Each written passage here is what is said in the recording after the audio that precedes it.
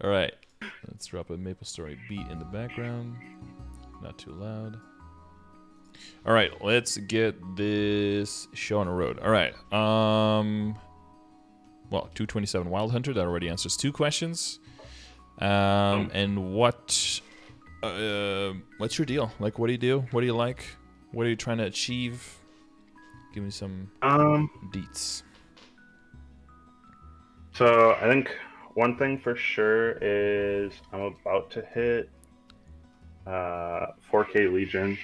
So I actually have been spending less time on my Wild Hunter and more time leveling up some of my other characters to hit 4K Legion. And really, like, I do most of my stuff. I try to do, I guess, like a version of solo progression and not getting carried through bosses. Like I did like struggle runs with other people to do Lomian, and to get my Abso gear, which I kind of like more than just getting carried. And so now, soloing like KR or CRA and doing different things just for fun. Recently got a lot of equips to 17 stars, which was the first time I've ever done that. Okay. And holy cow, I didn't realize how much of a boost like just those 2 stars give. Yeah, on all the items, it's crazy all together, right? Yeah. Yeah. So yeah, I guess right now I'm on the tail end of, like, I finished a lot of things that I was saving up to get stuff to 17 stars, but obviously as you look through, there's definitely some things to like recube and different stuff. Like my Abso gloves aren't 17 star yet, and they're only epic. I guess just overall, just improving like all of the equips that I have, and just making those gains. Oh boy. Yeah, but lots of stuff, just kind of trying to do it more solo as opposed to just having people carry me through the game. Because I mean, getting beyond where I'm at starts to become like when the game gets super grindy, right? When you're trying to get to level 250 and all those things. So I'd like to at least do solo stuff for now. Are you feeling a bit overwhelmed with like the amount of stuff that needs to be done, or like how long not it too takes, much. or yeah, I mean, like leveling to like even just now, like leveling from 227 to 228 just feels like it takes a while. But also, I've been playing the game since like I played the game before pirates even existed as a class, and so I'm used to it taking a long time to get through things. Yeah, back in the good old days. Yeah, it depends on your reference frame, right? If you if you compare it to what it used to be like years ago, then it's fast as fuck. And if you compare it to like how fast it was on the Kana or something, then you're like, holy shit, it's so slow. Yeah, it'll always be like a wake up call to be like, okay, back to what is my baseline, back to what should I be comparing to, and then go from there. Yeah, got that pre Big Bang perspective. Yeah, I think that helps in a way to be a little bit more like feet on the ground, a little bit less. It's like, oh man, I had a level 73 character, and I thought I was way better than everyone else back then. Yeah, I know, like nothing, even 173 is like peanuts, doesn't mean anything. Yeah, it's like, oh, that should have only taken you 20 minutes. Like, excuse me? Yeah. I remember it took 2 weeks to get to level 30. What the fuck? Yeah. It was a nightmare to get to. Well, since you mentioned Legion, so you're working your way up to 4K. You're getting pretty close to that. Yep. Yeah, I think the picture I've got shows it at like 3,900. Yeah, but close it's a little higher than that now too. But obviously not enough to warrant a new picture. I'm at 3,934 right now. Okay. So we're almost there. So in general, it's just like whenever there's a Terra burn, you just get a character to 200 that can be useful. Yeah, that, and then like with I knew, excuse me, I knew bonking was coming up, Mm-hmm. and so I have, like I had a handful of characters that were like whether they were like 130 or some of them that were like in the 80s or whatever that I was just getting up to 141, so they were in that range to be able to be bonked. Mm-hmm. Um, so because I knew obviously that's a huge way to level up your legion. Yep. So, but yeah, for the most part, it's just that of like when you can burn a character, Terra burn or whatever, doing it then. And what are you? And then finding classes I like and leveling those up too. Okay. And so you're aiming for 140 on everything for like 6K? Yeah, I think that's definitely the long-term goal. Mm-hmm. And then the ones that you're sure. bonking on, how are you selecting what you bonk? So what is it? Like the 155 to like 170 range. Mm-hmm. Or like 150 to 170, where the levels start slowing down, and then the chance of actually bonking for multiple levels is still high enough to make it worth it. Mm-hmm. So you're going purely from like an efficiency of bonk to level ratio kind of thing? Or like level to bonk ratio, I guess? Yeah. Yeah, okay. So you're not looking at like Yep. which character... Well, do you within that, do you try to look like which characters... Do you prioritize which characters have like good links? Because I see you have the Arc and the Demon Avenger that you're working on. Like those are pretty good link skills as well. Mm-hmm. And Legion buffs that can help you out. Yeah. So yes, that is part of it as well. Okay. Prioritizing link skills, Legion buffs, and then also just like if there's classes that I just really don't enjoy leveling, those are good ones to bonk too. Yeah, exactly. I was gonna say like that's a good factor to include in that as well. Yeah, because if you are aiming for at least 140 on every, the thing is, of course, now all the bonking is going to be surplus, right? Because you need everything 140 roughly, and then you can have 6K to do it like in an efficient manner of getting the easy levels. But bonking is only past 140, so this will mean that you don't need to necessarily make as many characters. And it does mean that if you end up making all the characters, you'll already be well on your way to 8K. Yeah. But that doesn't mean you have to push all the way, of course. But it can. Oh no, 8K in 2 weeks, easy.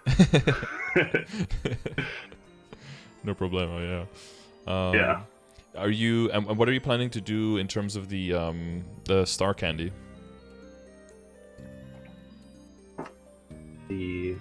Oh, that's the one that gets you the level up potions, right? Yeah. Were you planning on using it for your main, or are you getting a character that's like 200 to 202, and then just blessing the 8 levels for a level 3 link? Like, what are you thinking there? I think I'll probably just do, because I'm at 90% on my main right now, so I'll level to 228, and then use the 2 that I can get to go to 230, I think, right? Yeah, that would be 2 levels there, Yeah, so I think that's my plan. I realized with the last Terra Burning event that if I actually just like put a little bit of money into a character, the like 200 to 210 grind isn't that bad, especially once you get to 205 and can go to Reverse City or whatever. Yeah, and you have 4 or 5th job skills now that you can rely on. You can cycle between. Yeah. Yep. Yeah, I agree, yeah. Oh. Unless there's a character you absolutely like despise and you just can't even get yourself to log into it, then I would do like the 202 to 210. But otherwise, I think for most characters, especially if you already have like a 4K Legion backing that character up, I think getting to 210 is not that bad because of how because of the excess of new damage, just the giant power creep getting 5th job is. Yeah, I'm just trying to feel out like where you're like what are you using to make your decision, what are your priorities. As long as that all seems like you have like a good pattern of like reasoning to picking those characters, so I feel pretty confident that you're in general you're using like the links command that I have for like the general order. Yeah. Yeah. Okay.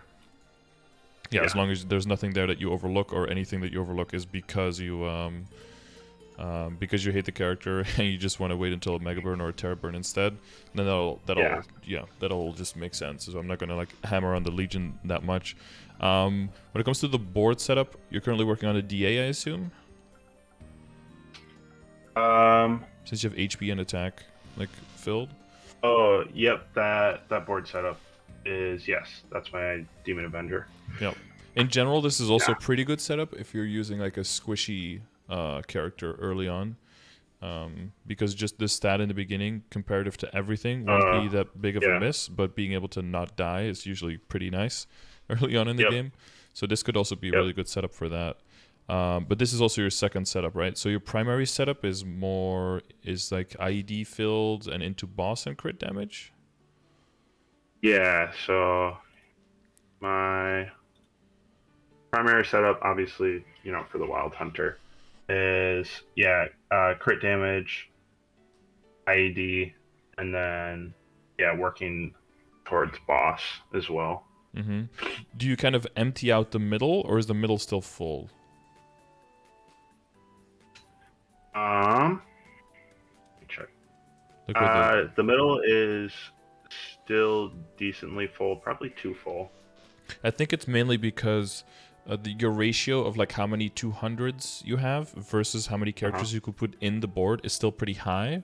But because once you start expanding, every single square gives you, not exponentially, but gives you like a little bit more room to put characters into, and the extra characters that you get to put in are going to be lower rank and therefore cover less ground.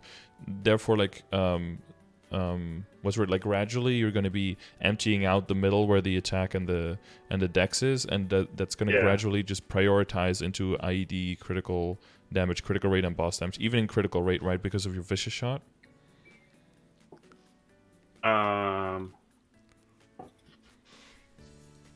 Because of what did you say? Vicious shot.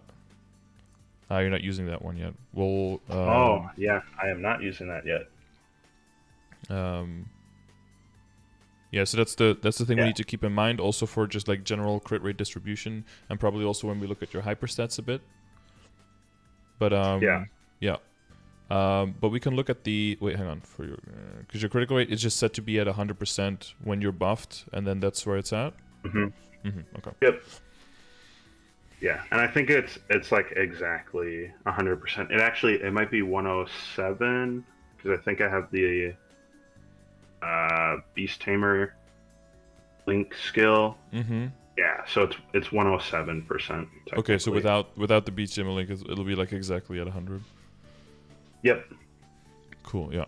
Yeah, and calculation-wise, it becomes a little bit harder if you're trying to like min-max your setup for Hard Lucid and Hard Will as an archer, because it's kind of hard for me also to see like, oh, if you exchange these stats with this one in this place and you get a bit more crit rate, which gives you then more critical damage for your burst, and then what is the percentage of your burst in your total, like that becomes like pretty tricky, and that's usually something more that it'll be easier to like find a Wild Hunter is like level 250 or 260 or 270 to like be like, yo, what is kind of general direction, like how do you want to distribute these points, kind of like how do you want to prioritize, or like what kind of crit rate should I be aiming for, like is 140 a good point, or is 180 a good point, or do I just go for 120? Like they'll give you a better ballpark of the numbers there. I'm not like 100% on the archer, and even for my marksman who also uses vicious shot, I don't have to get that exact because I have that 8k legion, so if I just throw it in the general direction, I'll be strong enough, so it doesn't mean as much to me. But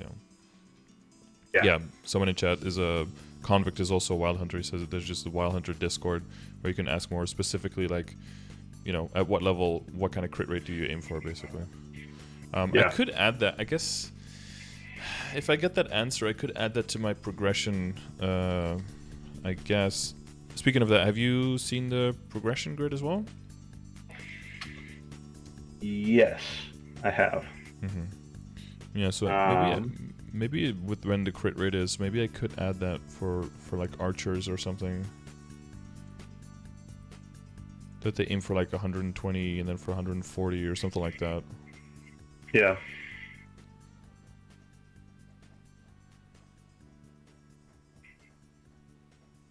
Yeah, that could be a good thing, actually. Yeah, because that goes into Vicious Shot. Do you know how Vicious Shot works? I have not read it exactly. Because I have like Vicious Shot and like Guided Arrow just sitting there because I'm not sure if they're supposed to move into like my kit or when. Yeah. Yeah. So Okay, so you end up with 6 boost nodes to boost everything, yeah. but you'd never use like all of them, do you? I think I think you do because it's I guess you use parts of all of them. You're not like 100%. Like you're using all 3.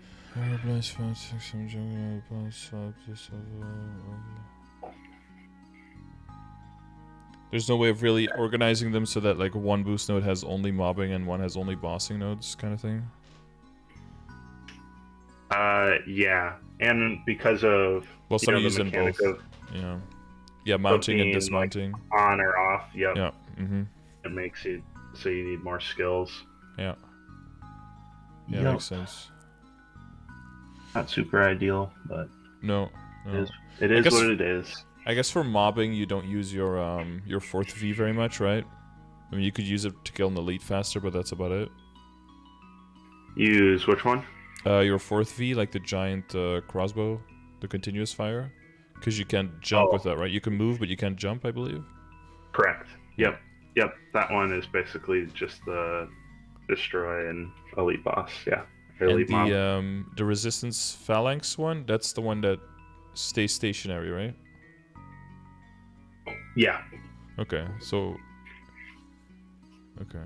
Wait, you can jump? Wait, Convict says you can jump. During this skill?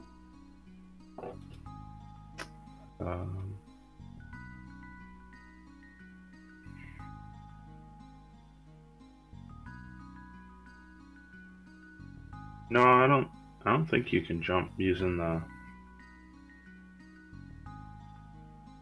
big whatever. Okay. Whatever it's called, the Wild Arrow Blast type X. Yeah, type X, yeah, that one. The regular Wild Arrow Blast you definitely can, and then while you're holding down Wild Arrow Blast, you can shoot those cannons as well, right? That's like a big chunk of your the grenades. It recharged so quickly when I was on the Wild Hunter, I didn't expect. You can just like basically spam them, yeah. It's pretty nutty. Yeah, it almost feels like it's not even like a 5th job skill, like it's just a normal part of the class. It's nice. Yeah, that is pretty nice. And it helps hit platforms above you too, which helps a lot. Right. And it bounces sometimes off of platforms if there's no target, so it hits something further down the road as well. Yep. Yeah. Very, very few times will the damage actually go to waste. That's a nice thing. Yeah. 100% confirmed cannot jump. Okay, yeah, he was just okay, just confirmed. That's good to confirm it immediately so we don't have like bad info. So Vicious Shot gives you a percentage of your crit, so it allows your crit rate to go over 100% for a certain time, and it gives you percentage of your total crit rate as critical damage as a buff. And the main reason why it gets so good is because if you hover over it now, it doesn't give all that much, and it doesn't. I think the duration also goes up, but the main thing is that the percentage goes up, and when it's maxed at level 25 in a level 5 slot, it gives you 50%. Okay. So if you end up with like 140 crit, it will give you 70% crit damage for your burst. Okay. Which is, yeah, okay. You see how big that is? Yeah. So if you start implementing that into like, and then you throw everything else into it while you have like 70% more crit damage, then you can see how your bursts will get quite a lot better, and that's why critical rate keeps scaling up pretty nicely for archers. Yeah. All right. When you put it that way. So typically, once you start doing more bosses like Lotus Damien, and then after that, like Lucid and Will, that's going to be one of the biggest skills that you're going to be boosting, just because all of your other burst skills will get so much more damage out of it. And because the conversion increases, right? A lot of skills, a lot of 5th job skills, they just get a bit more percentage damage, and they basically double up, but this one doubles up all your other ones, so that's why it's a high priority. Okay, that's good to know. Yep. Mainly once you get closer to like 235 and 240, you'll be able to like equip everything in. But for bursting, you might, you know, depending on what your boost node setup is exactly, maybe it'll be good to take like one boost node out that isn't doing like less than all the other ones, and then replace it with Vicious Hut instead. But only if the Vicious Hut is a decent level, right? You want it to be like level 10, 15, or like higher at least, so that it can really start counting. But yeah, even if you have 100% crit, it's still, you know, and it's max, it's still 50%. But you know, if you're at like 110% crit and it's only like level 12 or something, and maybe it'll give you like 15 or like 20% critical damage for a little bit, which is still good. But yeah, just like the constant final damage of your boost node might be better there. So there's definitely like a trade-off point. Yeah. The other thing, yeah, the arrow. The arrow's a bit tricky, because I find situations where it's pretty useless, where you constantly just kill the monsters and the arrow's like looking for targets, but it can't really find anything, so it's just flying around. But then in some situations, it finds a target, and you're dropping down and you're going somewhere, killing somewhere else, and the arrow just keeps flying around where it was, and it's basically just another summon that just kills things that are out of your range, kind of thing. On bosses, it's pretty reliably just doing damage all the time, of course, because the boss is not just going to keel over several times during the boss fight. So for bosses, it's a bit more reliable, but as a result, it is a lower priority 5th job skill that just only starts going into the kit once all of your boost nodes are in, and you know, maybe something you exchange with another skill for certain situations. Maybe you use it instead of Holy Symbol when you're still fighting, but I assume you're switching out the Holy Symbol with the boost node, right? Because it's in the leveled up slot. Yeah. Yeah, and then switch it back in afterwards, yeah. Arrow might be good to use for Gollux. Yeah, like bosses like that where you need all the extra damage you can get. That the green arrow just could keep doing its thing. And I think it can also hit the potatoes on the bottom to make sure between that and all your other summons that you have something killing the potatoes. Are you doing Hardlux? Yeah. Yes. And, you've tried Helix before, like with a party, or not yet? I have not tried it with a party yet. It's a bit high risk, right? Because you have that one run a day. Yeah. Yeah, I get that. It would be good to know if you can, you know, with this struggle party wise, you basically treat Helix as a struggle party as well. If you have a bunch of people who can Hardlux together, and you put like 4 people together like that, there's a good chance you can Helix, and as long as you set up like a fair loot rotation, everyone will get more coins every day. Because it is a pretty nice jump from Hardlux to Helix coin-wise, and you do need a lot of them to be able to afford those Gollux gears. And then Gollux is a huge gate into the later stages of the late game. At this point, it used to be a gate into the mid game, but now it's like a gate into like settling in the late game because of the IED and the boss damage. Yeah. Which, luckily, I had all my superiors other than Pendant before they switched it over, which is nice. Yeah, that is. Yeah, well, that's almost an understatement. Nice. Many people would kill for less at this point in a video game. Yep. Full superior sets is a huge frustration of people around your level for sure. So wait, so you have everything? You're just trying to get to buy the pendant? Pendant. And coin-wise, are you close to that, or?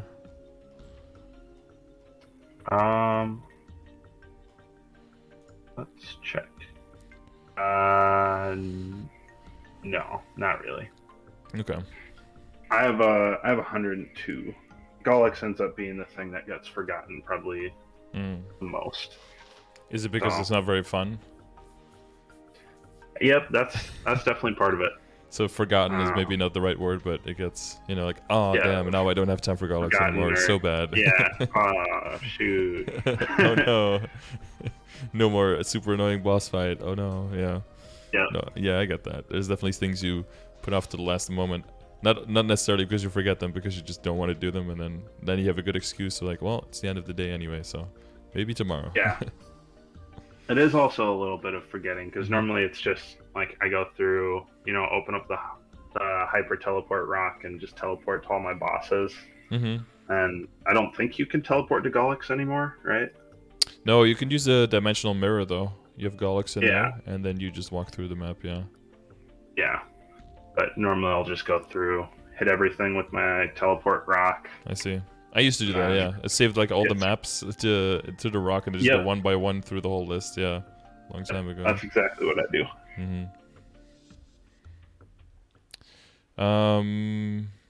So you have one of your pendant slots is expired because the pendant in there is probably not very useful right now. Yeah, it's just a cracked Alex pendant. Oh, I don't it's think cracked. It's even Okay. on the. I don't think there's even a picture. It's cracked and it's got 1 star and it has rare potential. Okay, yeah. Sort of thing. So. Oh, it is correct. Yeah, I thought it was not really. Reinforced for a little bit, but that was the blue edge. Yeah, it's okay. It's only correct. Yeah, okay, fine. So. And then wait, and you have 3 set boss accessory? 1, 2, 3. Face badge cup. Yeah. Yep. Okay. Let's see how we can tie all of this neatly together. Wait, is there anything else we need to go over matrix-wise before we kind of like get off that subject? Oh, I had a question. Yeah. I have heard from people before that Maple Goddess Blessing is something that's really good and should be used. But I guess I've never really gotten like a confirmation on whether or not that's something that I should be trying to fit in or what. It's definitely a good burst skill and you do want to use it. I would say that for archers it's a lower priority than vicious shot, but it is but it's like the next one after that, I guess. Once you're starting to min max on for bursting on your bosses, it's really big. It just gives you a lot of extra stat to allow and percentage damage to allow you to just deal way more damage in your burst. Yeah. So they would be with vicious shot. They would be priorities over min maxing your more bursty skills. So over the type X, for example. And then once you're leveling your type X, you're just trying to min max the damage for that single skill. But before that, you want to min max the damage for all the skills and for like your general buffing and your 3rd and 4th job skills that you might use, or even 2nd job skills, right? Some of those Jaguar skills I think are even lower job, right? Or are they all 3rd and 4th? Because they get a lot of final damage for the lower tier ones. Yeah, I mean the dash one is a 2nd job one, but swipe is 1st job, and that's one that actually is helpful because you can make them swipe while you're doing your own DPS too. Wait, so how much final damage is that getting? Let's take a look. It's gotta be a lot. 44% from. Oh wait, I can just check. Yeah, if you press K and then. Yep. Find the skill there. It is currently at 80%. Oh, so it is treated as a 4th job skill then? It's not getting like 7 or 8 or 9% per level or something. Yeah, I guess. Yeah, there's just like a stack system, with Wild Hunters that multiplies that more. So I guess that's why there's no huge multiplier on the boost nodes, because there's already a multiplier on a different end. That makes sense. Yes. So that's clear when it comes to the Goddess Blessing? Yep. That was helpful. Yeah. And there was a meme last time with speed infusion, but I think that doesn't come into play until you're like 255 or 260 or something, and you want to min-max your mobility like a little bit more, and you throw in like a speed infusion. But that's basically when the whole page is like almost already full, and you have everything that can possibly be useful already in there. So yeah. So not necessarily the next priority it should be working on. Yeah. Okay, so Legion, that's all set. Matrix, that's all set. Yep. Cool. Yeah, I looked into. I've said a bit. Oh yeah, Legion board. Yeah, we looked at that. Cool. Moving into pieces on the outside. General order of characters.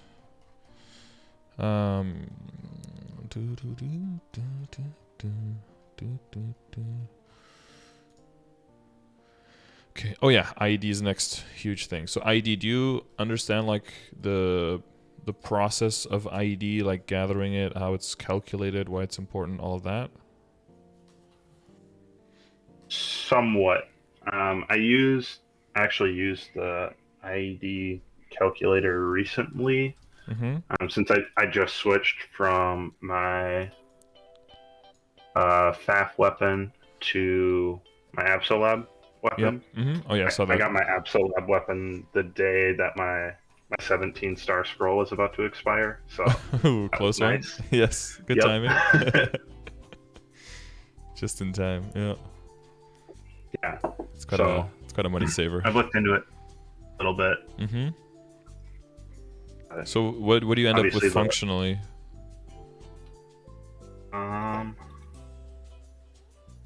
Because it says where actually at 93. I wrote it down somewhere.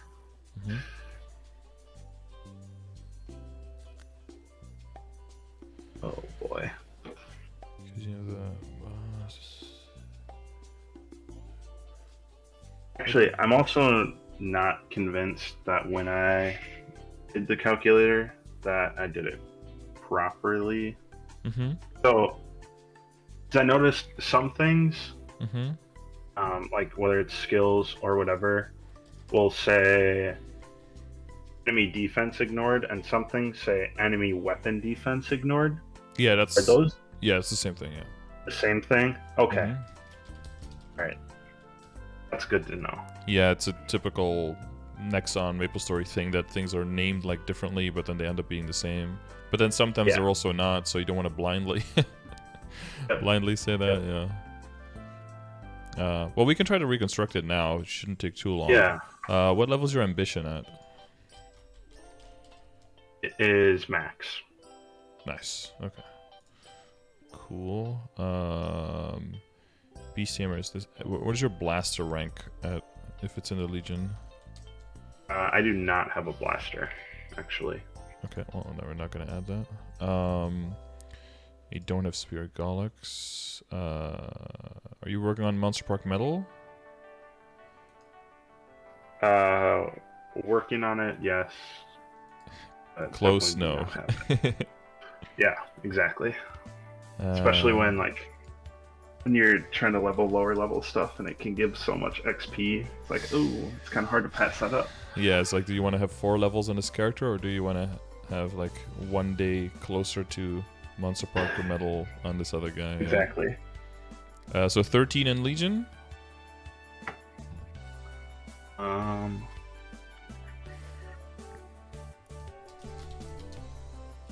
believe 6 and 7. I think. Wait. For your Wild Hunter setup.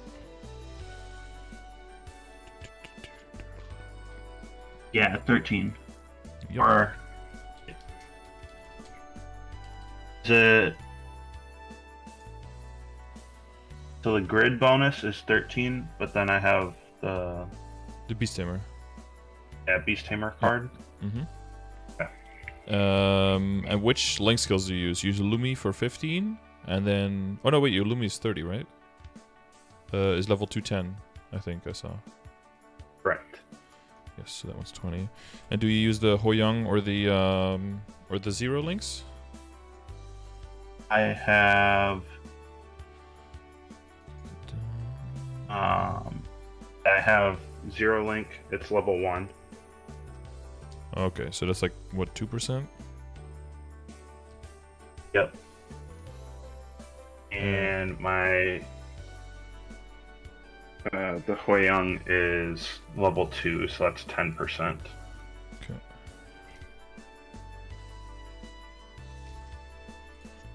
Okay, and then you have any familiars with IED on? Yeah, I have 2. Okay, and they both have 15%? Yep. Okay. Where's your...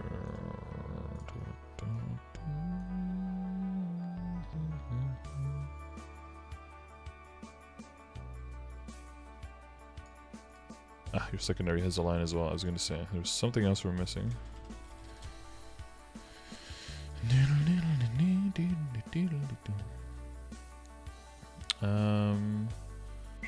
That should all be visible. Oh, announcement notes are here.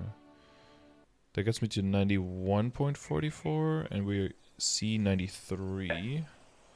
I have one of my 4th job skills gives 30%. Also, that's like a general passive 30%. Yep. Wild Instinct is a skill. Okay. It's got 50% defense and then ignores enemy's weapon defense 30%. Okay. Okay, that's really good. Wait, so they got me to 95, but in your pictures you have 93. So is there something you didn't have? Did you like not have your familiar summoned, or there might be something? Maybe you had different link skills on in the picture that you took with your. Yeah. Familiars, I don't think we're on. If we take those out real quick. I don't know if that ends up actually being right. No, then we end up with 90. Then we end up with 92. We want to make sure that there's nothing we're forgetting. Wait, what if you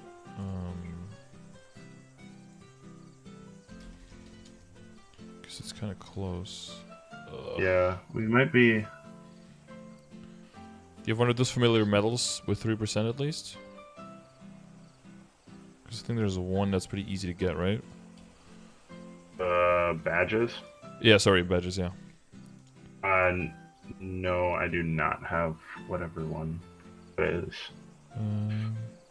The mineral badge? You don't have that one? Do not. Okay. I should just get that. Yeah, it's a pretty simple one to get.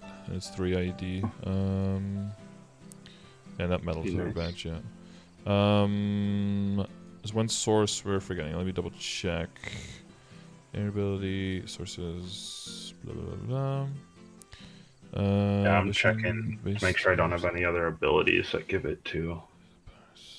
You don't get anything from Gollux. Legion Grill, Legion members, links. We went over those. Familiar special. Oh, you don't have you don't have ID on your soul, right? You don't have a soul weapon, I think. Correct. Actually, kind of forgot about that since I just changed weapons. Yeah, well, it's a 20 attack right there. Passive skills, besides character specific ID skills, use secondary event. Oh, do you have any? Do you have a title maybe that gives you something?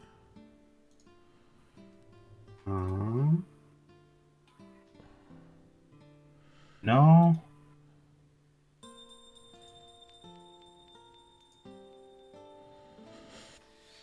Oh, do we put in hyperstat? Yeah, hyperstat 30. Got hyperstat, CRA hat on top and bottom. Bestiammer card, Abzo weapon by itself, ambition, Legion 13%, emblem 30, Abzo set bonus, I think that's the 4 set bonus, the Lumi link, the Zero link at 2%, the Hoyoung link, secondary at 30%, and then your Wild Hunter passive at 30%. That gets you to 91.71, so that should show up as a 92. Yeah, I have fully buffed with familiars out, and it's showing 95%. Maybe there's only one of the familiars out, because that gets you just under 93, so that would show up as a 93. Now you wait. Now you see 95? Yeah, because it's 94.01. See, this is why it's good to to collect. See, now like 95 is pretty solid, but if you actually have 94.01, that's a pretty big difference. Yeah.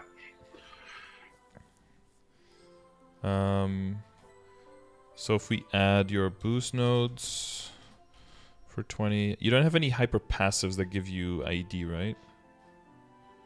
For select skills that you use a lot, maybe? Or actually, maybe you Uh, do. No, just damage ones, I think. yeah, I think it's just damage. I throw Explorer Mage in, and then... Yeah, then you're in a good spot. We do definitely want to get you that superior set. Like, you definitely have the ID now, that's fine, to get you the superior Golic set. And then once you get that, you can roll out of... well, typically people roll out of the IED on their secondary, if you have it both on your secondary and your emblem. Of course, in your case, the emblem is where there's more gains to be made because that one has dex with it and the secondary actually has attack with it. Yeah. So the kind of And yeah. obviously getting my weapon to legendary too. Yeah. So that's going to be epic. the first step, right? Because let's say your weapon rolls like IED, boss, and attack or something, or IED and 2 lines of attack. That basically gives you like the green light to just That'd be reroll the great. other ones. Yeah. And then you can just go full attack there. And then if you end up with like 2 attack and whatever on your emblem and maybe 2 lines of attack and hopefully like a line of boss or something on your secondary, then you pretty much be locked in. Yeah, Wild Instinct, we got that one, Fidel. We got that one pretty late, but we did get that one, yeah. Yeah, so... But as long as you know, like, the WSE, right, weapon secondary emblem, that's a really, really important solid foundation. And so make sure that you get your weapon, that you keep a lot of options open for your weapon, because there's a lot of still other pieces that can move around that. So even just, like, if you have 12 attack, 30 IED, 30 boss or something on the weapon, that can also be really good for now. You can move around that. Yeah, it gives you just way more outs in the other ones that can fit around, make the puzzle fit, basically. Okay. Oh, it's 35 on your emblem. That's maybe what I fucked up, actually. I put 30 for your emblem. That could be the difference. If I take these away.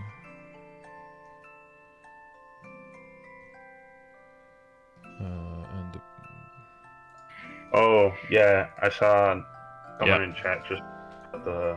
That's the 93, Wild Arrow Blast. Well, the Arrow Blast Hyper has 10%. And what part of your damage would you say that the Wild Arrow Blast is? Because the... I mean, it's the primary skill. It's the one that's going all the time. When you can jump with and move around. So that's the primary main skill. Have you done a BA before? Yes, not recently, no.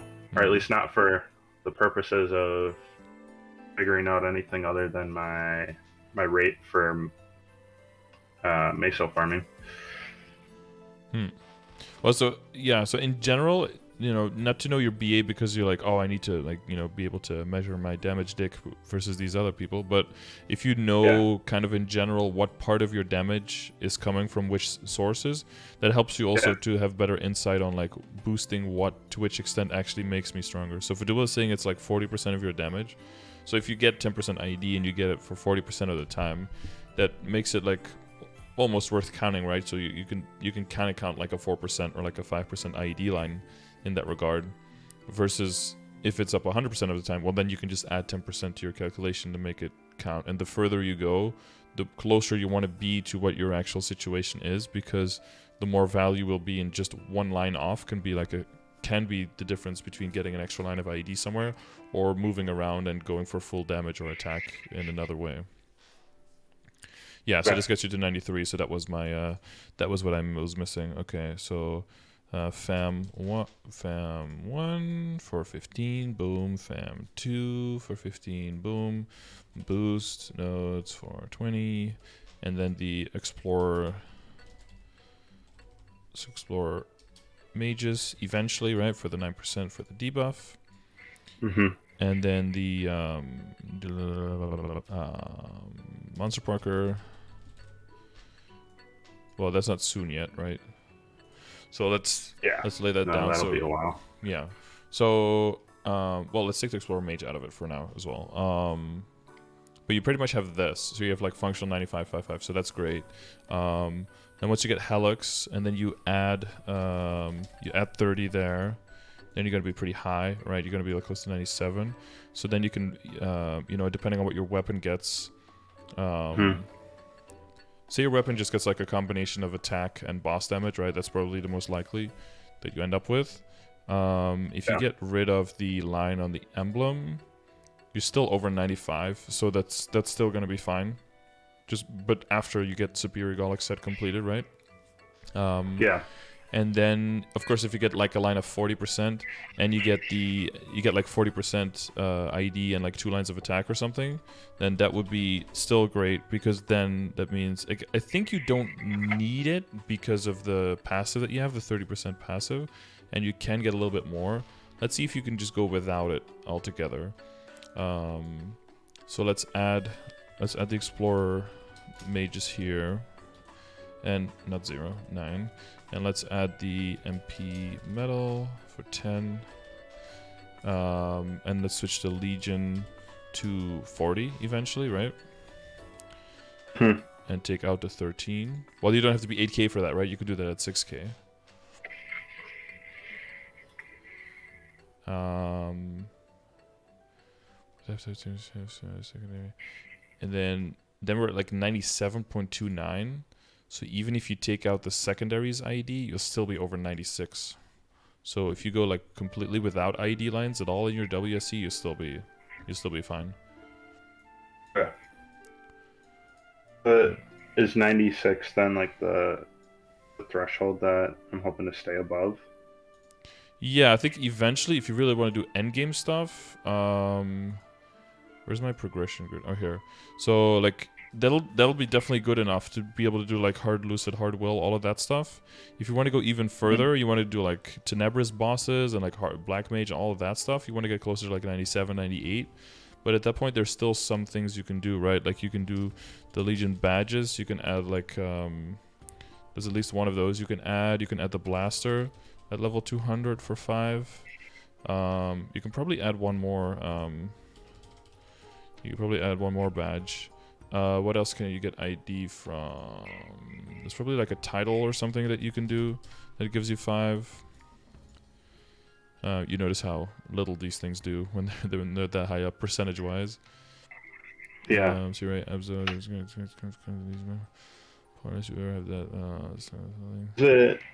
Is it ever worth it to run 3 IED familiars? Well, that would be the other thing. That would be where the main thing is, because obviously you get rid of the 0 link skill, right, for something better. And then the other thing would be to just make, and that's like 245 and up, is to make epic and unique familiars. And then probably what you end up doing is like either you basically mix and match there what you need. So you could end up with like a 30% IED familiar instead over a 15 one, and that will already make like a huge jump. If you just replace one, let's say that the other one gets like, I think, yeah. So I think if you end up with no IED on your WSE, what probably would be the best setup would be like if you can get, but this is like end game, right? So this is like past hard lucid hard will stuff. You've got like one familiar with 20% and one with 30%, and then another one with boss damage or something. Then you're at like 97.4. Then you're at like a really good spot. But if you end up rolling IED, like let's say 40% or like 30% and 12 and 9 or something on your emblem, well, that just essentially means that you can swap up one ID familiar for a boss familiar instead, and then you basically are getting a boss line on your emblem. It's like, it's just interchangeable at that point. Yeah. Yep. Yeah, and like Fiduel says, if you have a 0 in your party, you can even go a little bit lower than that, because the 0 is essentially giving you another line of 50%, so. Because then if you have 97 functional, then you're actually at 98.5 because of the 0, so that's going to definitely get you there. Okay. That makes sense, right? With the 50% of the left? Yep. Yep. Yeah. Yeah, so that's like the general idea on where you want your balance of your IED between all of your items to be. So yeah, if you do end up rolling like... So now you know, like, if you end up rolling on your weapon like a line of IED and 2 lines of boss, you could keep that for now, but like the IED's unnecessary, and the boss would probably be too much overkill, so it's probably better to just roll over that and just go straight for attack.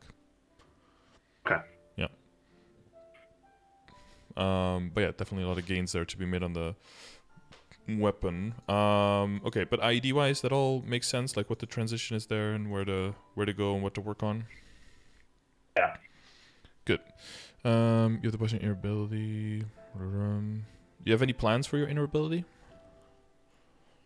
I'm pretty sure the boss damage one is ideal for wild hunters, and then obviously like whenever you get a ability sale that comes up, or like the percent off or whatever it is, then re-rolling to try and get better second and third lines.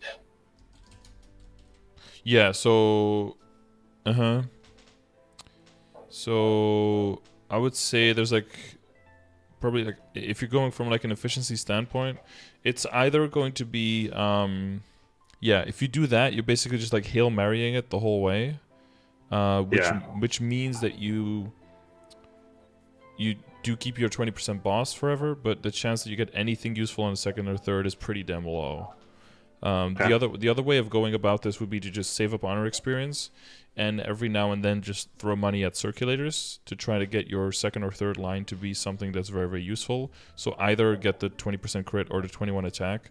The 20% crit seems way more rare, so either getting just 10% crit, which again, that's to help Vicious Shot later on, or 21 attack. Those seem like the more reasonable options. Someone saying cooldown skip is good for Wild Hunter. Any Wild Hunters in the chat can confirm that. And then if you hit one of those, then basically you wait for a 50% off event, or you do it on a 50% off event, right? So you don't have to wait, and then you just lock that in and roll back into the boss. Of course, there's a chance you lose a little bit of boss, right? Because there's variance on the boss. Yeah. But even if you lose like 2% boss damage, but you gain 10% crit or 20% crit or 21 attack for it instead, that'll be worth it. And that'll be a more realistic way of making an upgrade than by just locking in your boss and like Hail Marying it every time there's a 50% off event. So you're saying find either the second or the third line. And then once I find a good second or third line, lock that and re-roll to try and get that first line back. Yeah, some people, yeah. So Duel is saying that Selenic has 20% cooldown skip, and apparently 20% cooldown skip is considered pretty good. So the way that as a and I like this because people have been like locked into like we need this, and then this is just the best that's always there, and people are now finally starting to experiment, and you see this a lot as well with cooldown reduction on hats, because people were always like focused on damage, more stat, right? And what ends up happening is that once you get to a certain point and you can basically kill everything with like two hands tied behind your back, at that point, anything that starts giving you utility or like more uses over your skills ends up becoming way more valuable than just one line of something else. And in endgame, the total amount of damage, like bonus damage and boss damage all gets thrown into the same pile, right?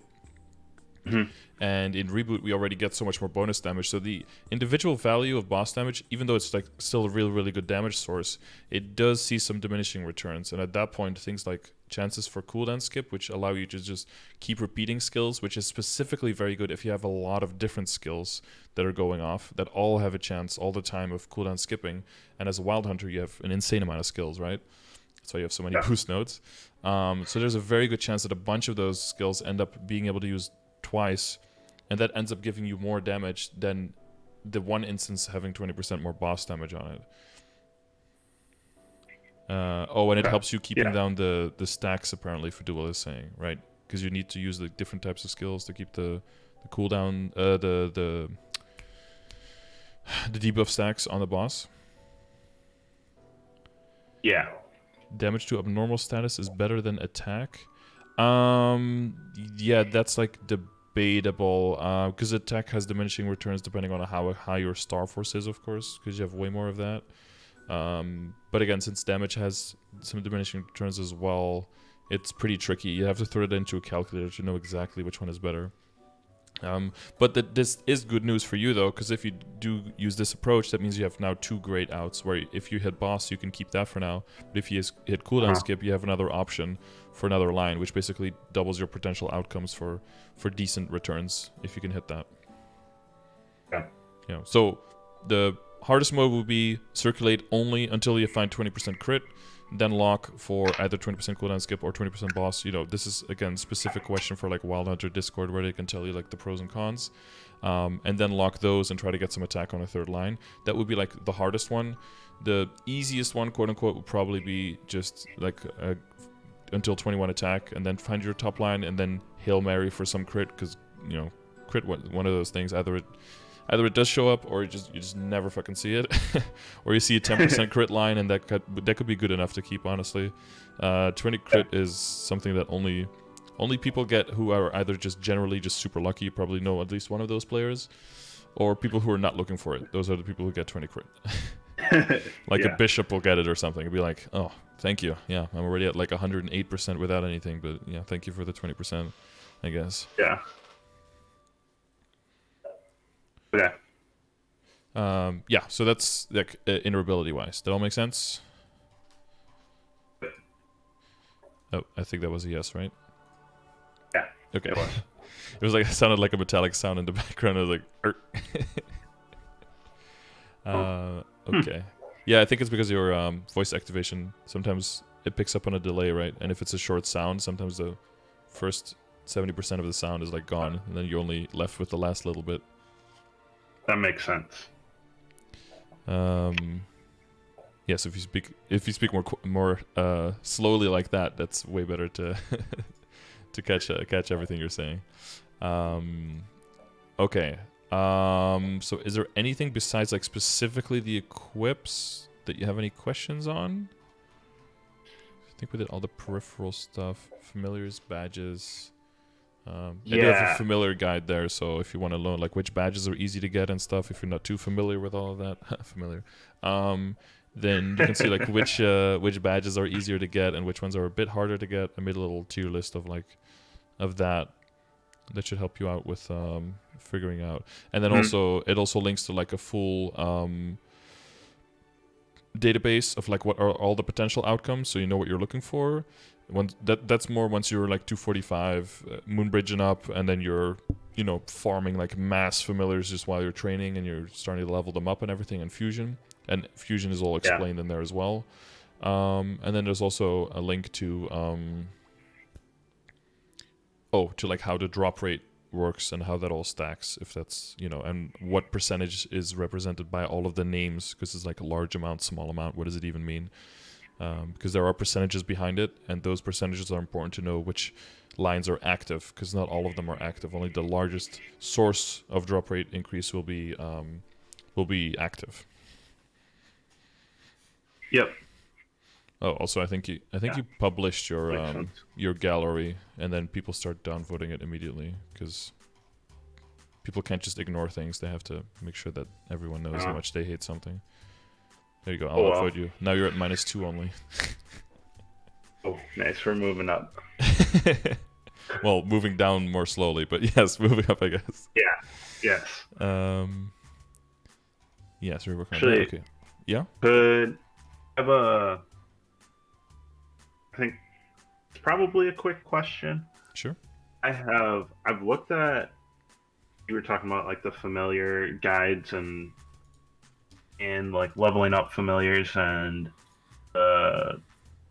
fusion and all of that. Mm-hmm. So if you're fusing familiars, are you just fusing and hoping that you get a useful line after your fusion and you level them up? Because you lose your current ability or your current like lines, right, after you fuse. Yeah, it's like you're using you can see a familiar just the same as an equip, basically. And then basically we don't have cubes for them, but we have like potential scrolls for them, where you can do an epic potential scroll or a unique potential scroll, which just brings them up to the tier, and then you reveal them. It's like you only have the potential scrolls and the hourglasses. That's essentially how you want to see familiars. All right, so you're fusing familiars that you just have a ton of. Yep. And then leveling them up and revealing and hoping that you hit something good. Yep. And if you don't, you can take them to unique, and then if you don't get anything there, you can keep them until a certain amount of them, of course. Like if you have like 30 of the unique ones that are all garbage just sitting there, then you might as well use them to fuse another one up a little bit faster. But it can be good to keep a few of them, because sometimes we get red cards as compensation, and red cards are basically the cubes for familiars. But they're not actively available, so it's not like, doesn't make a lot of sense to just hold on to them too much. But I would hold on to a few. Sorry, what did you say? Okay. I was just saying that like it doesn't make sense to bank on getting the red cards to re-roll your high level stuff. Yeah, not really. I mean, I would personally, but because I'm a little bit of a hoarder, I'm like very high risk aversion, so I would hold on to them as long as I can until it gets really annoying with the amount of inventory space that I have. Or if every time I want to fuse, I have to do like 20 familiars at a time and click and click and click, and it gets really annoying. But that would be me. Like I would be okay with that level of discomfort. But if you don't have that much room in your familiar inventory, then yeah, you can start as long as you have like 2 or 3 or 4 or something, just that you hold on to in case there are cards. Because I know some people who are like training at that level and they've literally made like 50 or 60 unique by now, and like it makes no sense to hold on to all of those if they're all shitty, right? Because it's just clogging up your entire system. So yeah, once you're at that order of magnitude, you just use them to fuse the other ones up. Yeah. And that's it, yeah. Fuse up, hope that it works, 1 reveal, and then make or break. Okay. That's pretty much it. Yeah, so you're looking for large amounts of healing, team healing, drop rate primarily, like high amounts of drop rate, and then boss damage and IED. There's some minor uses for chance to auto-steal that you can use when you're mobbing. And there's like a unique line item acquisition that can be used, but those are like very, very, like, yeah, those are like outliers, I guess. But yeah, you can see all that in the database of all the lines, yeah. Yep. Yeah, the like 400 possible lines you can get. It gets well, the crazy thing is once you get to legendary on non-reboot, so we can't get legendary. But once you get to legendary, there are barely any lines there, and that's when it gets really good. Like unique is 133, I think, which is not too bad. But a lot of those are garbage. Like increasing jump to your teammates. But then legendary only has 44 options, so there's way less variance there. Oh yeah, jeez, that'd be nice to not have as many options. Yeah, increase the odds of hitting something useful. Yep. Got like a 45 and 50% IED lines there.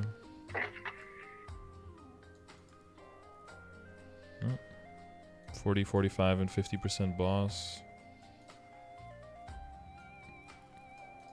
Oh yeah, and the everyone's favorite, like the chances to be shrouded or outlined in different colors. Those are always beautiful to get.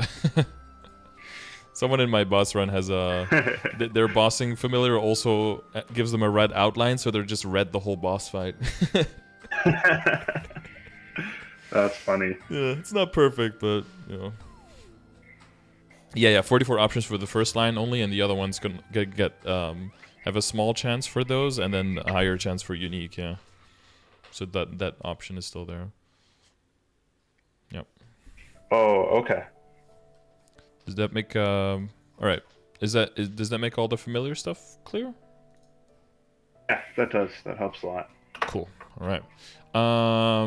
Yeah, equip specific.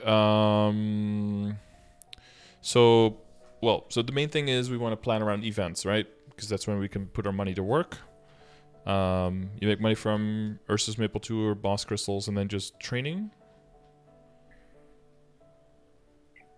Yeah, I actually have different rings and stuff decently high ISO obtained for training. So like right now, training on my main makes me more money than my Kana farmer, which is like 220 and has the 120% meso obtained. Okay, so you would just nice. Yeah, for sure. So you would just prioritize training with totems, and then if you have time left, then you would do Kana. But primarily, it's just totem training on the Wild Hunter.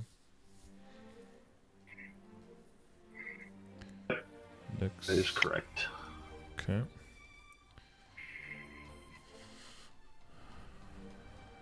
Sorry, everything's not exactly in order. No, that's fine. At least they're there, which we were having a hard time with. So. Yeah. So. Oh yeah, a bunch more of this stuff is down here. Yeah. Okay, we went over that. Well, definitely, like, yeah, the weapon is like the main thing, of course, right? You know what you're aiming for flame-wise on that? Not like exactly, but I have a general idea of what to look for. This is where the progression grid comes in, right? Exactly. Yeah, so you can look for your weapon flame, look where you're at now, where you're in. So you're looking probably for like a tier 6 flame, either like a tier 5 plus, like if you hit tier 5 but you hit like all stat boss damage and damage or something, that could be definitely good enough for now. Like you're not gonna like try to squeeze out more. Or if you hit a tier 6 or a tier 6 with anything, like let's say you hit tier 6 attack and you hit like 3% all stat or something, like, you know, you just keep that. And then you can min-max it later. Once you get closer to 250, typically is when people start looking for like tier 6 attack with either like a tier 6 boss or tier 4 boss and tier 5 damage, or like any kind of combination between damage, boss, and all stat, or like a huge chunk of stat. Like if you hit like 70 stat on top of a tier 6 attack or something, that could be significant as well. Yeah, and then are the tiers what's listed below? And, I'm looking at your stream too. See what you're seeing. Is that the numbers below? Are those like the actual numbers that are associated with each tier, or is that somewhere else? So the numbers for the reason for the weapon that I put the tiers is because the tier is a percentage of your base attack of your weapon, and every single type of weapon has like completely different attacks, so all the numbers are different, so it's impossible for me to put that into one grid. So we go by the tier of how good it can be. So if you use the flame calculator, I don't know if you've used this one before. You can take your item, so you can just use the base attack as 197. You can put that in here, and then as long as you have the weapon range and the type, whether it's flame advantage or not, you can already see here what all the different tiers are. So these are the possible outcomes. So 3 to 6 from powerful flames, 4 to 7 from eternal flames, if you hit them. So what you're aiming for is either 60 with like a bunch of bonus stats in boss and damage and all that, or 79 with like a little bit of bonus, or just 79 by itself for now. Those are going to be your goals for your current weapon. Okay. Makes sense. Yeah. So in the beginning, if you're not like 100% sure, you can always use the flame calculator under ! Flames. Okay. The base doesn't ever change though. If that's the case, you could build it into the sheet with actual numbers. Well, yeah, but like a katana could have 204, for example, or something, and then the number will be completely different. And then you have a knuckle, and maybe a knuckle is like 128. So I can't put the numbers for every single type of weapon all into this grid, when what it comes down to is just what is the tier that you're looking for. So I just put the tiers in there. Makes the grid, you know, as complicated as it already is, makes it as simple as it can be without like omitting too much knowledge. Yeah, so and the reason that people go for like boss damage lines typically over damage lines in the tiers for the flames is because that the boss damage lines are doubled. So like tier 4 is 8%, tier 6 is 12% versus regular damage, like 4 is 4%, 6 is 6%. Same with all stat. Yeah, so that's why boss damage has a preference, but that won't come in until much later. So if you hit like tier 5 with tier 6 boss damage or something, that could be something worth the keeping as well. Because then you see that the trade-off is 19 attack, but if you get 12% boss for 19 attack, that could be worth it, right? So, you know, you just want to... Jesus, sorry. You just want to roughly, like, approximate it. You don't need to, like, super min-max it all just yet. But, you know, there is a huge chunk to be gained, right? Because do you know how, like, flame scores and all that works? You can say no, it's fine. Not sure. Not sure. So yeah. any basically you can throw something into a calculator and you can be like, okay, if I get a flame that gives me like 30 dex and I have a flame that gives me like 4% all stat, like what gives me more damage? Or you can just look at the plus number to see if your range goes up for one over the other, right? And then you know at that very moment, you know which one will give you more damage. The problem is, however, what is your distribution between like, how does one attack compare to one stat? How does it compare to 1% attack? How does it compare to 1% stat? That totally depends on the total amount of all of those sources at any given time. So how can you know if a flame is better now, right at this moment for you? That's one question. But the more important question is that flame going to stay better than the other one, or is it going to get worse as my stat evolves and as my gear upgrades later down the road, right? Because you don't want to be like, okay, 2 weeks, this is the best flame for me now, and then 2 weeks from now I'm going to redo all my flames because then my balance has shifted. Like, that's not financially a smart way of going about it. It's way too expensive that way. So the reason to solve that problem is we use the flame score, or we use the flame score, and we use this calculator to calculate it for you. And basically it helps you future-proof what your flames, calculate how good your flames are going to be, so that even if they're a little bit worse now in the situation that you are right now, you know that, you know, once everything gets settled, once everything gets upgraded to a certain level that makes sense for your stage of the game, and that's when the progression grid comes back into play. Once everything is kind of following these orders and following these numbers, at that point these flame scores will give you like the optimal value back out of your flames. Does that make sense? Yes. So that depends. That depends on if your item has flame advantage or not. Are you aware of that quality of items? So that's just like for example, my Absolab Archer gloves and get better flames than, say, like a reinforced Gallix ring. Right? Is that what you're talking about? Yeah, that's flame advantage versus no flame advantage. Yeah, so that's the amount of lines you get, and then the tier within those lines. And then the tiers, you know, you can look at, there's like giant grids of like, oh, tier 4 of this stat is this much, tier 5 of that stat is that much, and then you can calculate like what is the puzzle of the stats on my glove. But what I do with the flame score, and what the calculator helps you do, is it redirects everything to a flame score, basically, and the flame score is basically like how much main stat equivalent is this flame. And it takes into account depending on the stage of the game you're in. So if you're calculating for late game, you turn on that option. If you're calculating for end game, you turn on that option, and it'll have different multipliers. So I mean, you are so if you want to calculate it, you can use this. Let's say you would do normal dex classes, right? You don't have anything special going on. You don't have different multipliers or 4 secondary stats or some weird shit. So if you have a flame that has like, let's say we were doing it for late game. Like, let's say it has like 12 strength, it has 20 dex. Well, we can take an example from your equips, right? Just to get a general idea. So let's so the weapon is exception. So let's not take the weapon. That'd be weird. Let's take, well, we can. The glove is pretty simple. This is too simple. Let's take the top, for example, right? 40 strength, 72 dex. Okay. So it is 40 strength, 72 dex. Cool. So for late game, that's a flame score of 77. For end game, it's 76. Why does it go down? Because strength, comparatively, as a secondary stat, loses some of its efficiency, because you tend to have a lot of percentage all stat lines in your potential once you're in the late game. But when you go to the end game, you tend to replace everything with full dex lines. So there's fewer multipliers working into your strength. So as a result, the value of it goes a little bit down. That's why that changes. If you had weapon attack, for example, you go from 85, you go down as well. And again, that's because, and you notice that once you went past 15 stars, the amount of weapon attack you get once you go higher star force is insane. So the little bit of attack you get from a flame comparatively doesn't work as hard for you. And then the other thing is percentage all stat. Because the sources of percentage all stat is actually going down, it can compensate the loss of flame score from the other things, because all stat actually gains efficiency, because your total amount of stat that you're gaining from everything in your whole account will keep going up and up and up, including the amount on flames, and that makes all stat gain efficiency the later you go into the game. So typically when people are trying to tell you like what flame are you aiming for, they usually tell you like 60 dex and a bunch of all stat is like the generic answer.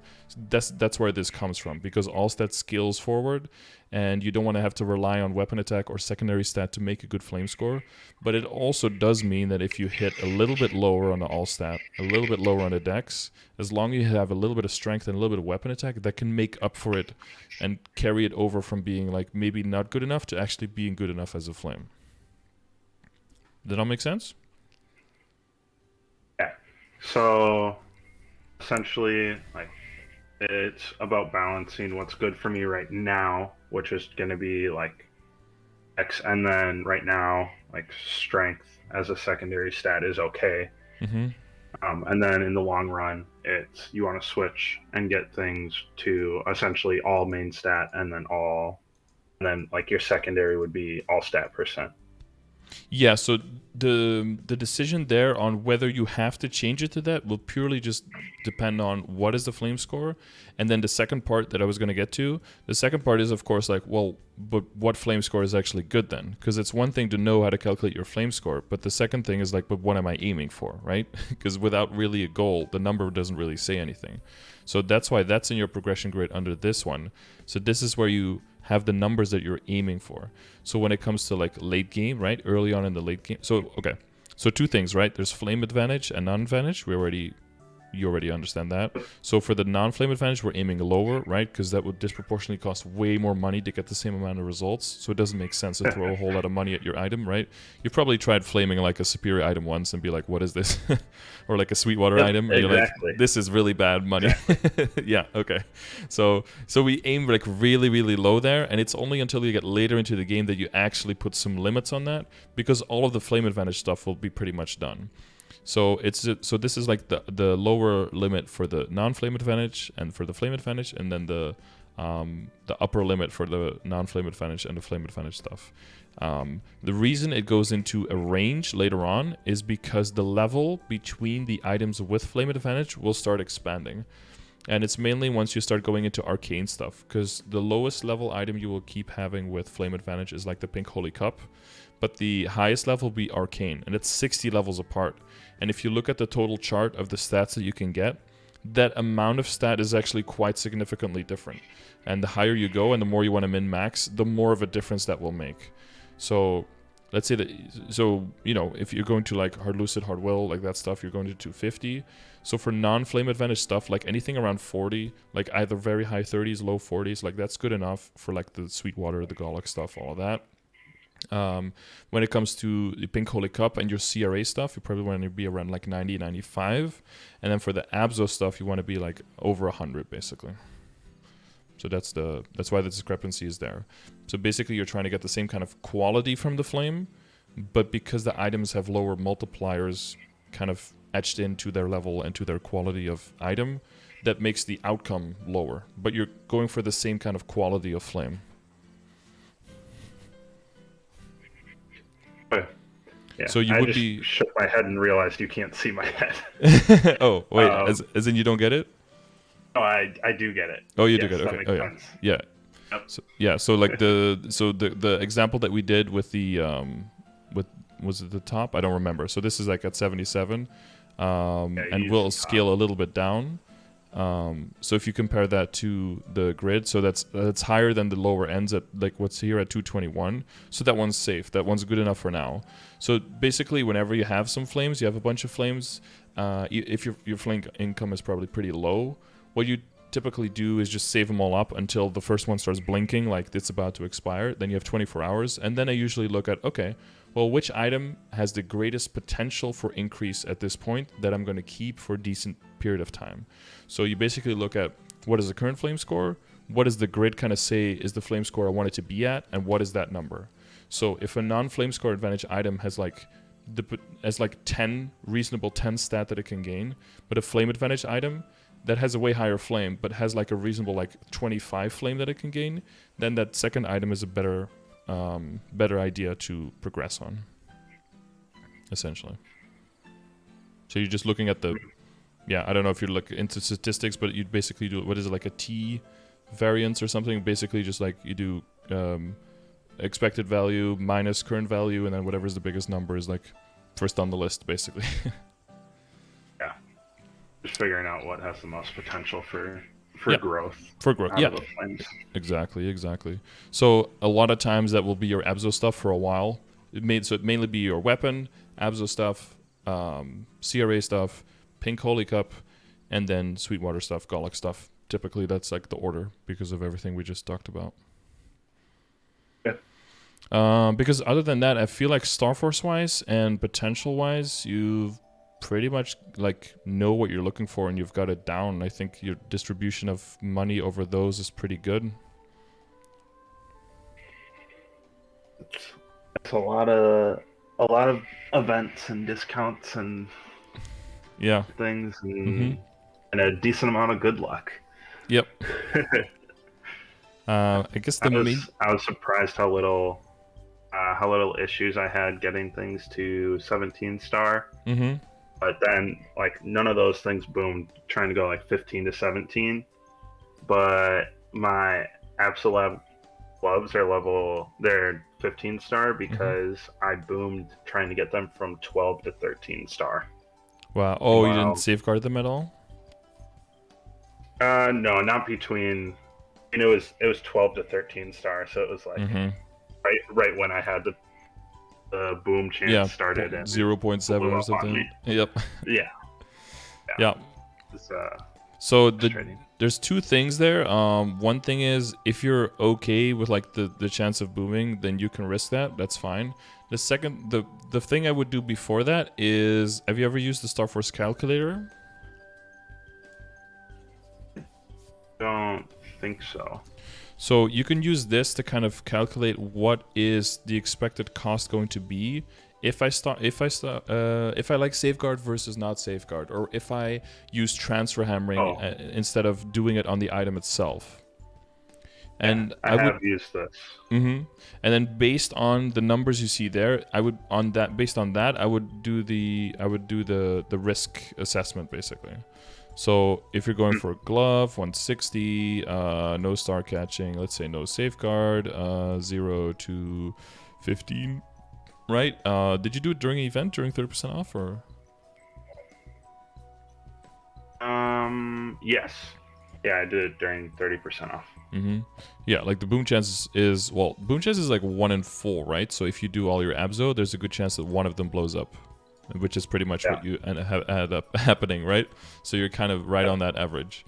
And you see that the median cost 320, average cost 416. If you safeguard this instead, and then you have to readjust this back to 15 because it shows up to 22 otherwise. It is percentually more pricey. It's like 200, 300 mil extra. It's almost like 60% extra. But of course the boom chance goes down to 0. So you have to... I think it's good to just do these calculations, look at the numbers, and then base your decision on that. If you're still like, I'm okay with not safeguarding, then you just don't safeguard. Like it's your call. It's your time. It's your money. It's like your weeklies that you have to do. Like you get to decide that. The other option is taking like 150 weapons if you have a bunch of those. Items. Yeah. Whether they be weapons or something. Getting them to 15, 30% off. No safeguarding. It probably won't be that much cheaper because up to 15 the cost is not that wide, but the main thing is any kind of boom chance gets front loaded into the shitty item that you don't care about and doesn't get back end loaded onto the item that you do care about. So that can be and then you can sit on it for 15, wait for a 5, 10, 15, get it to 16, transfer hammer it over, back to 16 for free, and then safeguard it up to 17, and then you have a 17-star glove more reliably, basically. Yeah. I started after I boomed my glove. I was like, "Wow, I really should have thought about the fact that I could just level up or like Starforce a 150 glove and then just transfer it and not risk my Absolab."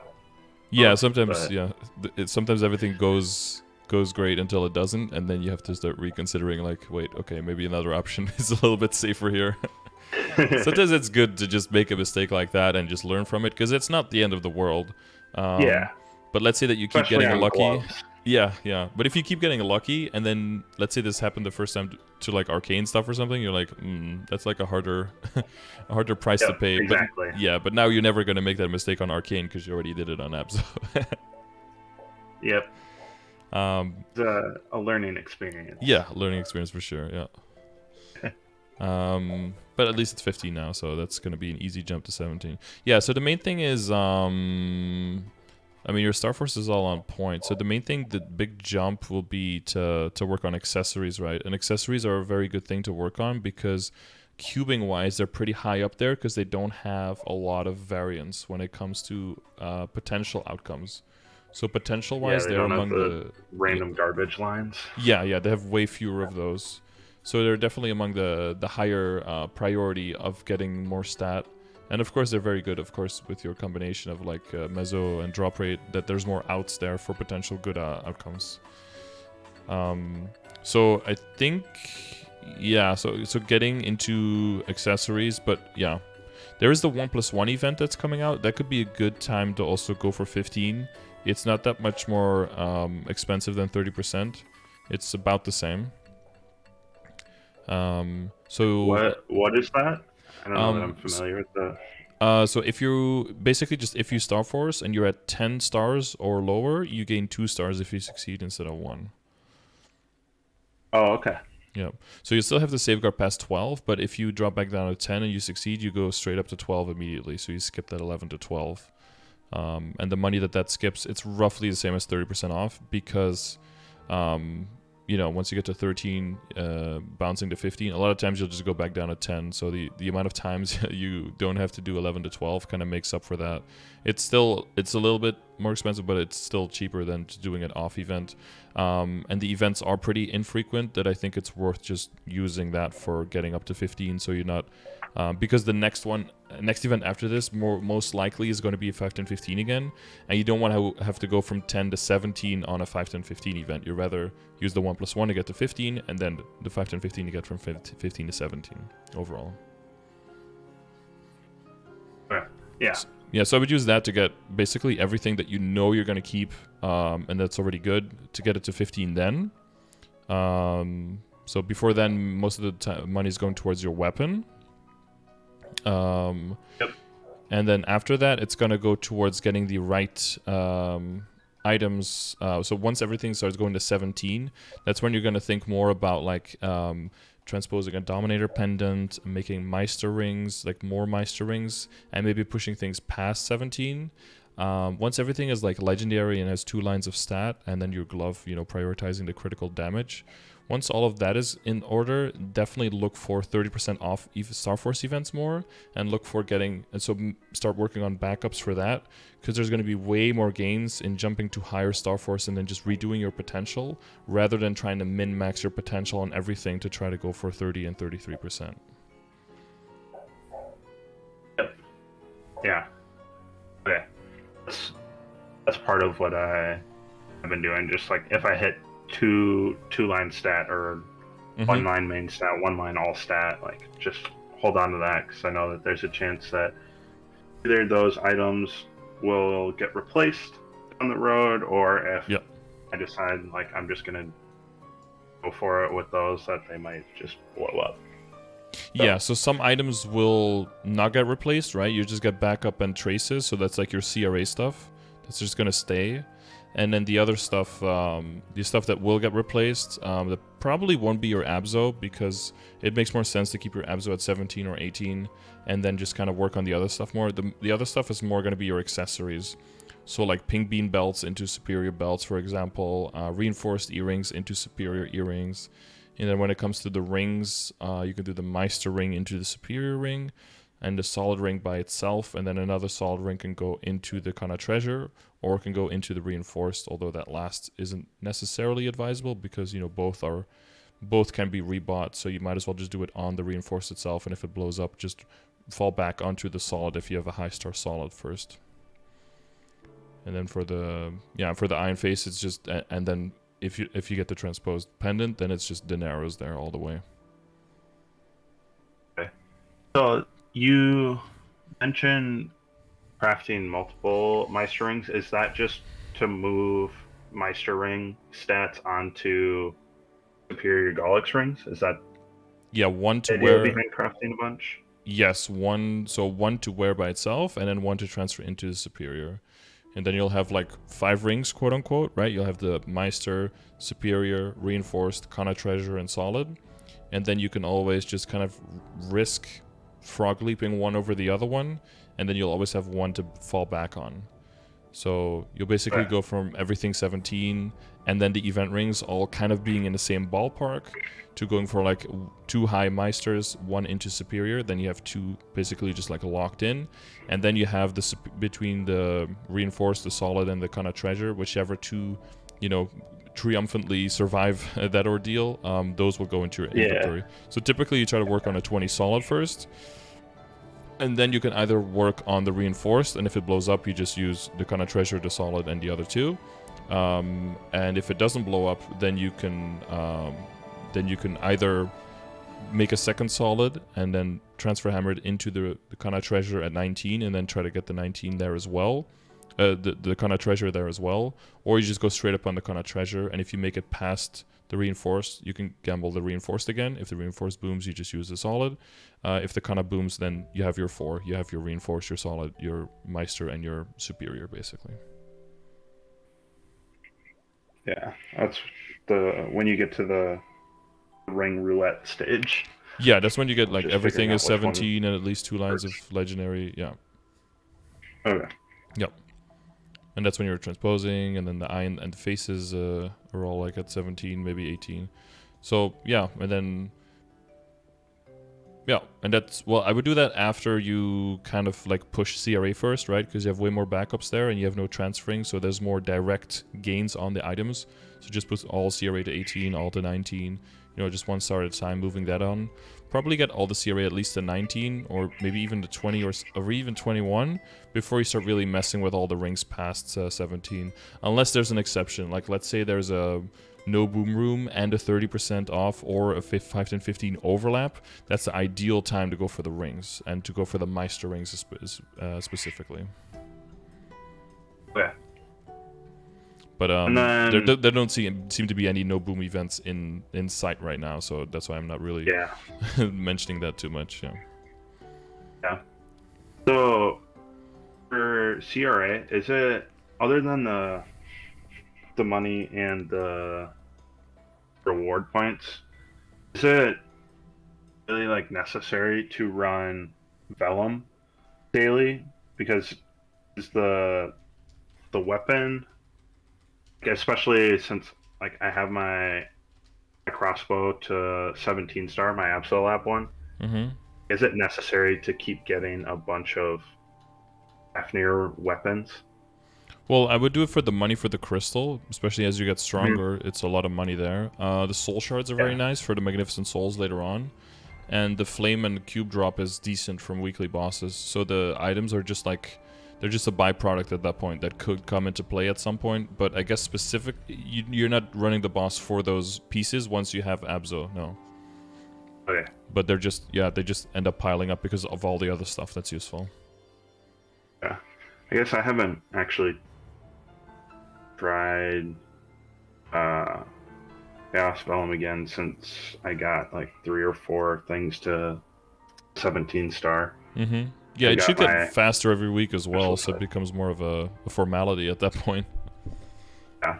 Mm-hmm. It's a good thing, too, to keep feeling how much stronger you're getting. Because if you're doing Lotus or Damien and your run is like a minute faster, that doesn't really... You don't really feel that very much. But if you can go from killing Vellum in like 15 minutes to killing him in like 6 minutes, like that feels really good, that you know you're just walking in there and just destroying him. That can give you a more in the shorter term, like a better feedback of like how much is my character improving and getting stronger. Yeah. Which that's not to be discounted, because on one hand you know that the numbers are getting bigger, but if you get if you can get like direct feedback from it that way, that just confirms what you already thought. That can also be just a good you don't want that to be your all, but that's nice to confirm.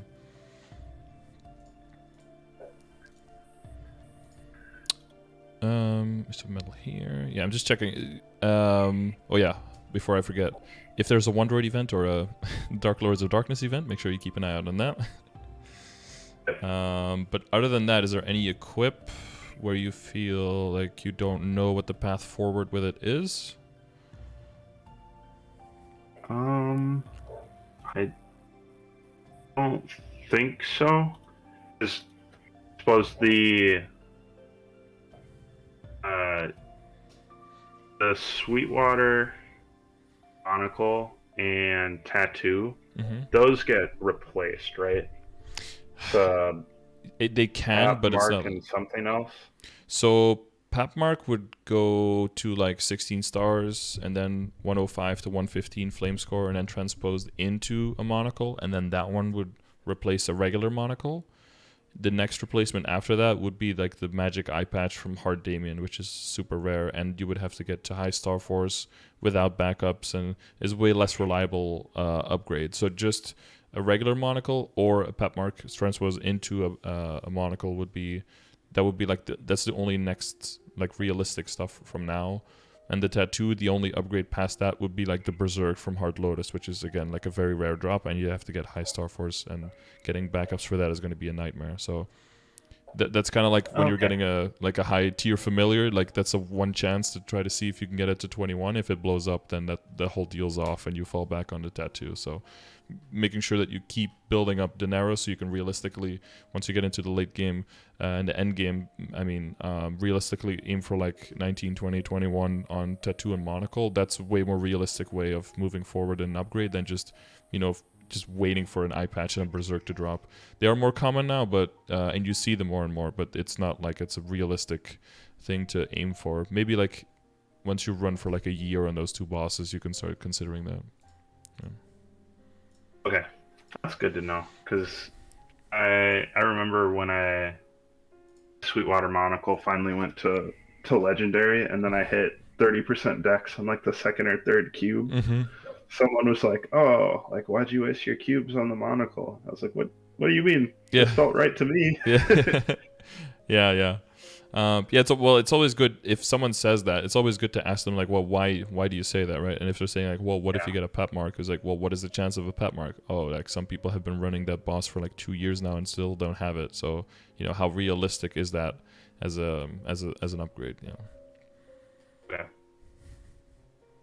And in the other way, like if you only use 2 cubes in Legendary, even then that's something to cushion the blow that if you do end up eventually rolling out of it, like it's not that big of a loss versus someone who spent like 30 bill to get that potential and then they have to replace it. That feels way worse. Or they might even think twice to be like, well, I guess I'm not gonna even replace it then, because if I have to go through all that ordeal again just to get like 60 more stat out of my flame, maybe I'll just spend it somewhere else instead. Yeah. Okay. So then I think that about covers it for equips. I know for the most part the next step and the way forward for each of them. Okay, cool. And everything else besides equips account wise, that's all clear too? I believe so. Yeah, so you have a few specific questions left. So like a Wild Hunter Discord, just finding some Wild Hunters in game could be a good idea. So like the total amount of crit rate you're looking for, and then the specific and then like for the inner-ability, if anyone knows more in detail, the differences between like boss and cooldown skip chance, right? Those 2 questions are more like specific for Wild Hunters. And I guess maybe if they know some cool skill rotations to help you out optimizing DPS or something, or cool maps to train on, that would be more like Wild Hunter specific questions. Yep. Oh, okay. I had one. I think it should be a easy enough question. But so I feel like I'm missing something potentially. Should I be able to have my 4th symbol right now at level 227? Wait, you're at level 230? No, in 225 you're in Arcana, right? Have you done the quest line in Arcana? I was pretty sure that I've completed the entire quest line. I have no more Arcana quests that I'm available of that show up in like the quest helper. Yeah, the tree in the background should be like lit up and look shiny and brand new. There's something in the quest line that isn't done yet.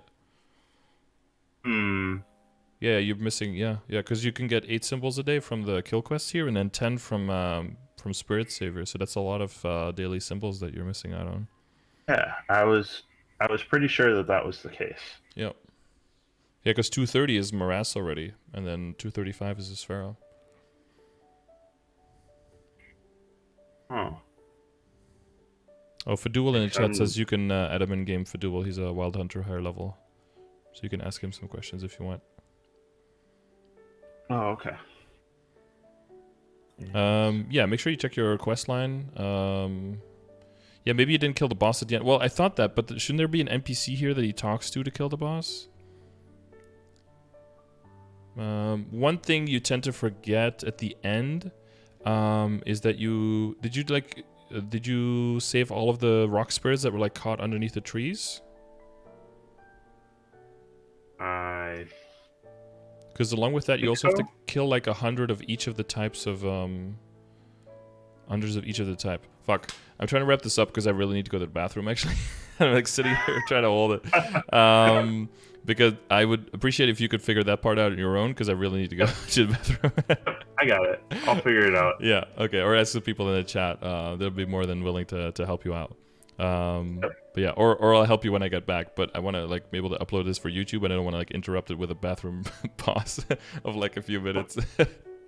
You're totally fine. I just wasn't sure if there was like an obvious thing that I was missing that you were like, oh, well, it's probably this. Yeah. Well, no, that's fine. Yeah, just check the quest line and it's got to be in there somewhere. Yeah, there's got to be like an NPC in the town map that you talk to, and you'll have to kill like the corrupted beast of the forest or whatever, and it's like 2 hits and it's dead, and then that's like the last part of the storyline. Once you get to that, you know. Sounds good. Okay. Well, glad we were able to help you out. And I appreciate it for sure. No problem. And best of luck. And I'll see you in the guild on my Adele, I guess. Yeah, I guess. Because that one's in there. And right. Check in the chat or check with some other wild hunters. Okay. Okay. Good luck. Thank you. Yes. No problem. See ya. See ya. Oh, because we're going to go to the bathroom, and I already missed Flag Race, and we have to do Ursus, and then we have hard bosses right after that. Okay, if you like this, I'm glad. Hope you learned something. I learned one thing or two as well. And check the description for more information, and I'll see you on the next one. I really need to go. All right. Thank you. Thanks for watching. Okay, cool.